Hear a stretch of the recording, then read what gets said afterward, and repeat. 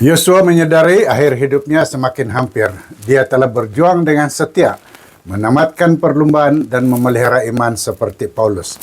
Namun seperti Kaleb, dia memastikan kesinambungan kepimpinan rohani dengan mengumpulkan umat di Shechem, memperbaharui perjanjian, dan menyeru mereka memilih kehidupan yang setia melayani Tuhan demi masa depan umat dan kesaksian iman berterusan.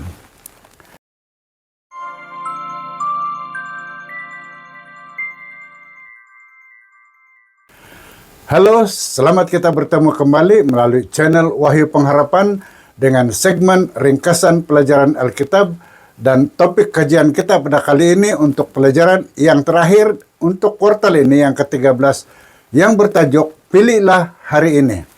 Ayat hafalan kita dipetik dari Yosua 24 ayat 15 katanya, "Jika menurutmu tidak baik beribadat kepada Tuhan, pilihlah hari ini kepada siapa kamu akan beribadat. Tetapi kami, yaitu aku dan keluarga aku, akan beribadat kepada Tuhan." Kita mulakan ringkasan ini dengan topik pertama, kamu ada di sana. Dari Yosua 24 ayat 13 katanya, "Aku mengurniakan kepadamu tanah yang tidak kamu kerjakan dengan bersusah payah dan kota-kota yang tidak kamu dirikan, lalu kamu tinggal di dalamnya. Kamu makan dari kebun-kebun anggur dan kebun-kebun zaitun yang tidak kamu tanam." Yosua memilih Shechem, tempat yang syarat sejarah iman, sebagai lokasi ucapan terakhirnya, karena disitulah Abraham dan Yakub mula menetap di Kanaan, serta tempat Yakub menyingkirkan berhala keluarga mereka. Di Shechem, Yosua mengingatkan bangsa Israel tentang asal-usul penyembahan berhala nenek moyang mereka dan menegaskan karya penyelamatan Tuhan yang berterusan. Tuhanlah yang memimpin, membebas, melindungi, dan mengurniakan tanah perjanjian. Pengalaman penyelamatan itu merangkumi semua generasi tanpa pengecualian. Apa yang Tuhan lakukan dahulu, Dia lakukan bagi mereka yang tetap relevan bagi umat Tuhan hari ini juga. Topik kedua ialah dengan ikhlas dan benar. Kita baca dari Yosua 24 ayat 25 katanya, "Jika menurutmu tidak baik beribadat kepada Tuhan, pilihlah hari ini kepada siapa kamu akan beribadat. Apakah kepada Tuhan-Tuhan yang disembah nenek moyangmu di seberang sungai Efrat, atau kepada Tuhan-Tuhan Bani Amori yang negeri mereka sekarang kamu huni? Tetapi kami, yaitu aku dan keluargaku," kata Yosua, "akan beribadat kepada Tuhan." Yosua menyuruh umat Israel seperti Yakub dahulu supaya menyingkirkan segala berhala sebelum memperbaharui perjanjian dengan Tuhan.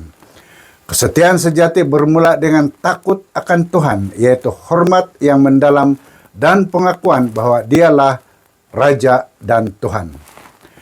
Pelayanan yang dikehendaki Tuhan mesti dilakukan dengan ikhlas dan berintegriti, tanpa kecacatan atau kepura-puraan. Selain itu, pelayanan dalam kebenaran menuntut kesetiaan yang tidak berbelah bagi, konsisten, dan boleh dipercayai.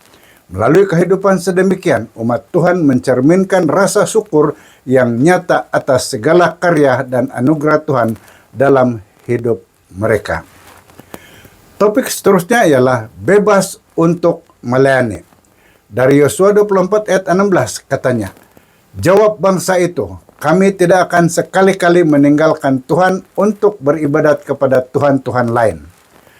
Bangsa Israel menjawab seruan Yosua dengan menolak Tuhan-Tuhan lain dan mengakui hanya Tuhan sebagai Allah mereka yang setia membimbing sejak zaman nenek moyang. Namun Yosua menegur mereka dengan tegas, mengingatkan kegagalan generasi terdahulu yang melanggar janji. Teguran keras itu bertujuan menguji kesungguhan mereka dan akhirnya membangkitkan tekad generasi baru untuk setia serta tidak mengulangi kesilapan lampau dalam hubungan perjanjian dengan Tuhan. Topik kedua terakhir dalam kajian kita ialah bahaya penyembahan berhala. Dari Yosua 24 ayat 25 katanya, "Demikianlah pada hari itu Yosua mengikat perjanjian dengan bangsa itu serta membuat suatu ketetapan dan peraturan bagi mereka di Shechem." Yesus mengakhiri ucapannya dengan menyeru umat menyingkirkan berhala dan mengembalikan hati sepenuhnya kepada Tuhan. Untuk kali ketiga, bangsa Israel berikrar setia. Lalu perjanjian itu disahkan dengan ketetapan dan hukum. Walaupun hubungan dengan Tuhan melampaui peraturan, Yosua menetapkan peringatan nyata dengan menulis perjanjian dan mendirikan batu peringatan sebagai saksi komitmen mereka supaya umat kekal setia dalam perjanjian tersebut. Topik terakhir dalam pelajaran kita ialah penyelesaian yang baik. Dari Yosua 24 ayat 31 kita baca, orang Israel beribadat kepada Tuhan sepanjang umur Yosua dan sepanjang umur para tua-tua yang hidup lebih lama daripada Yosua, dan yang mengetahui segala perbuatan yang dilakukan Tuhan bagi orang Israel. Kitab Yosua berakhir dengan pengebumian yang melambangkan kesetiaan dan penggenapan janji Tuhan. Generasi baru dikebumikan di pusaka mereka karena tetap setia, berbeza dengan generasi pemberontak. Namun kesetiaan tidak terjamin bagi generasi seterusnya. Setiap generasi mesti membuat keputusan sendiri untuk berpegang kepada Tuhan. Iman ibu bapa boleh membimbing, tetapi pilihan untuk setia adalah tanggung jawab pribadi setiap keluarga dan individu di hadapan Tuhan. Kami akan beribadah kepada Tuhan, demikianlah janjinya. Dari pena inspirasi kita baca, Jenderal kita yang tidak pernah kalah menuntut khidmat rela dan setia daripada semua yang bernaung di bawah panjinya. Dalam konflik terakhir antara kebaikan dan kejahatan, setiap orang awam atau pelayan dipanggil berperanan melaksanakan tugas sebagai tenteranya dengan kesetiaan, disiplin, dan tanggung jawab pribadi yang mendalam serta kesediaan berkorban demi kemenangan mutlak. Sebagai kesimpulan, berikut adalah 3 poin utama dari perkongsian ini. Pertama, kesetiaan adalah pilihan pribadi setiap generasi. Seperti seruan Yosua, iman tidak boleh diwarisi secara otomatis.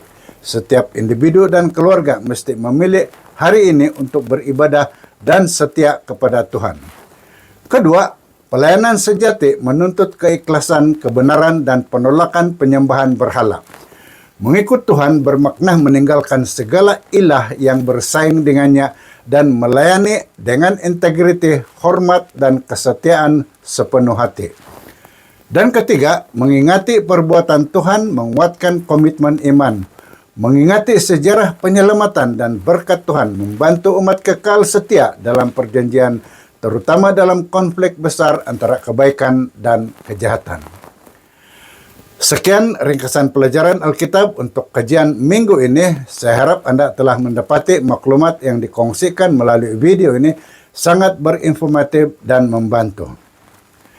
Pastikan Anda sudah tekan like dan share video ini serta subscribe pada channel ini dan tekan lonceng notification agar Anda tidak terlepas menonton video yang akan dimuatkan nanti. Dan jika Anda ada pertanyaan atau pandangan yang ingin dikongsikan, sila luangkan masa untuk meninggalkan komen di bahagian komen di bawah ini atau hantar ke nomor yang tertera. Dan juga beritahu kami dari mana Anda menonton video ini. Dan sila terus menonton video yang dicadangkan di sini. Terima kasih karena menonton dan jumpa lagi di video akan datang. Tuhan memberkati Anda.